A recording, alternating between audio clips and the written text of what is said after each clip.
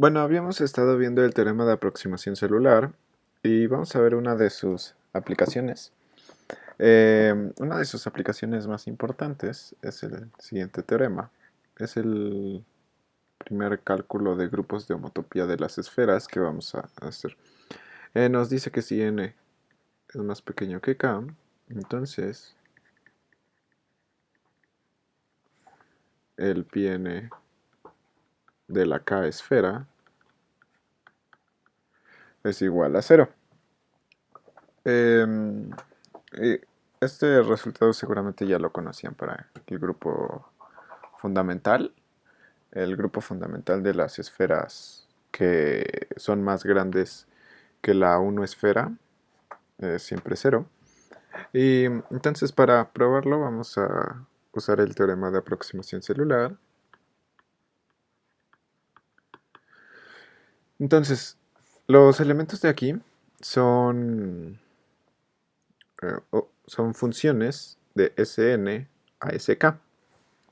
Y si logramos demostrar que cualquier función de Sn a Sk la podemos homotopar a la función constante, entonces pues ya tendríamos demostrado que el pi n Sk es igual a 0.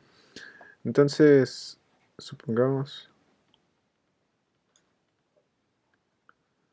que tenemos una función, digamos f, que va de la n esfera a Sk.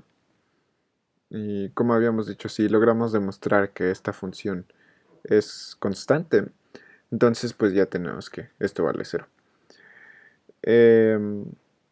Bueno, a Sn y a Sk nosotros le podemos dar estructura de complejo CW, ¿no? Consideremos la estructura de complejo CW en Sn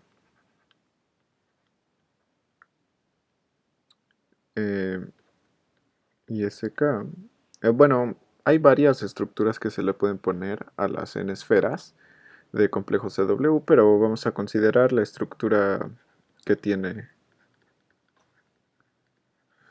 un solo punto. Bueno, una sola cero célula. Una sola cero célula. Por ejemplo, el círculo es el S1 y ese lo podemos obtener de un puntito y luego adjuntando un camino. El caso de la S2 también la podemos obtener de un puntito y adjuntándole aquí la esfera. Y bueno, tenemos esto. Entonces, vamos a aplicar el teorema de aproximación CW por... No, digo, teorema de aproximación celular. No, no hemos visto el teorema de aproximación CW. Vamos a ver, por el teorema de aproximación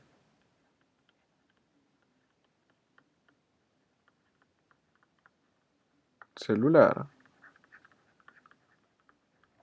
tenemos que F es homotópica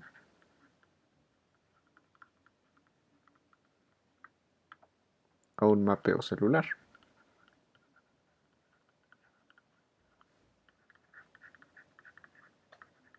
Esto es justo lo que nos decía el teorema de aproximación celular. Todo mapeo f, x, y entre complejos CW es homotópico a un mapeo celular. Entonces, tenemos que f se restringe, bueno, pongámosle f', porque técnicamente f' no es la misma que f, pero f se restringe a funciones que van de en esqueleto de Sn al n esqueleto de Sk. Entonces el n esqueleto de Sn, ¿cómo lo pongo? Así, a el n esqueleto de Sk. Bueno, este n que estoy poniendo arriba significa n esqueleto. Entonces, bueno, pero como nosotros tenemos que n es más chiquito que k, nosotros tenemos que el n esqueleto de Sk pues se muere, vale 0. O vale nada más este puntito de aquí. Este puntito de aquí llamémoslo x0. x0.